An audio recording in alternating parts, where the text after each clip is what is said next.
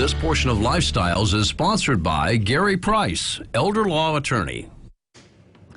Well, if you've been watching Local Lifestyles when Gary's here, we talked about the 5-year look back, but I think we say it often and we don't really know what it means, and it's important to know what it means, and that's why Gary's here to explain it. Was it always a 5-year? Wasn't it longer in the past? Before it was 3. It was 3, okay. And so it goes in that direction. So the next, one of these days it'll be 7, but right now it's 5. And who changes the Well, it's a federal increments? program. It starts at the federal level, and then the state has to adopt it. So, you know, the federal could go 7, and then it may take Kentucky or Indiana, it might take a couple, 3, 4, 5 years before they actually adapt whatever the federal rule is. So what is it exactly? Yeah, you know what's interesting about the 5-year look back is just about anyone I talk with, when I start to say the 5-year look back rule, they'll finish the sentence for me. They've heard it. That to my point, we've heard it, but we really don't know what it is. But yeah, knowing what it is entirely different. And often they're entirely wrong in the negative sort of way as to what it is. So here's what it is. All it is, and that's the way to say it, all it is, it's a rule that Medicaid has to live by. They can only ask you about transactions in the last 5 years. That's the look back. 5 years.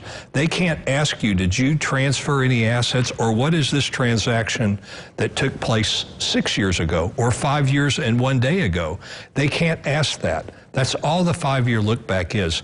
It's a rule that Medicaid has to live by. They can only ask you about transactions, and they can look at transactions that took place in the last 5 years. That's it.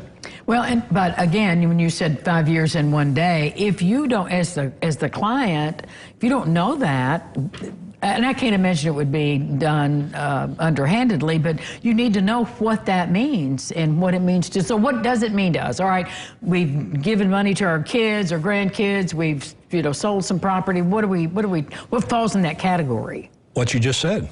Okay. Yeah. Look at me. I've listened to Gary Price all this time. What you just said. So what they generally ask for, though, mostly are transactions with regard to your vehicles, transaction regard to your real estate, and they're not actually looking. They're going to question those transactions. All right, if you sold your vehicle, where'd the money go? Well, if you say it went into my checking account in order to buy my next vehicle, they're satisfied with that. What they're wanting to know, though, is did you transfer any assets during that 5 years without receiving value? That's all they're asking for. Well, and that part, the caveat, is without receiving value. A gift. Right. Yeah, have you gifted? But what people mistakenly believe is this, that if they did a transaction in the last 5 years, then they can't apply for Medicaid. They have to wait until the 5 years are up. I got you. And that's wrong. Don't do that, folks. Don't make that mistake. Now, in your book, which you have in your hand, and you can get a free copy, do you discuss that? We talk about the 5-year look back, sure. It's important, so we talk about it. All right. Well, you can get all of that information, or you can meet with Gary first time and find out just all the steps, because if you've been listening as we have over the years, there's a lot of complicated choreography. It can be. And that's why we need you. Especially if you act without a plan. Right. That's a problem. Get a plan with this man. We'll be back with more Lifestyles right after this. Stay with us. This portion of Lifestyles is sponsored by Gary Price, elder law attorney.